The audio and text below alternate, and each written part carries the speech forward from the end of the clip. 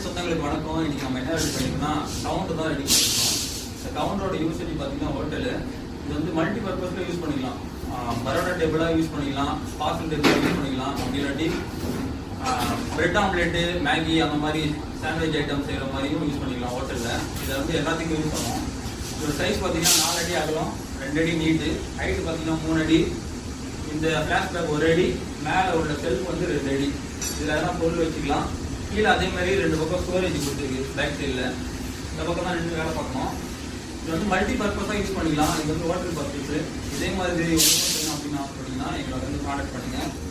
புதுசாக hotel start பண்ண போறீங்க அப்படின்னாக்கா எங்களோட வீடியோஸ்லாம் வந்து ரொம்ப யூஸ்ஃபுல்லாக இருக்கும். உங்களுக்கும் எதனா ஐடியா செய்யணும் அப்படின்னாக்கா கிச்சன் ஐட்டம் எல்லா வேலையும் நாங்கள் செய்து கொடுப்போம்.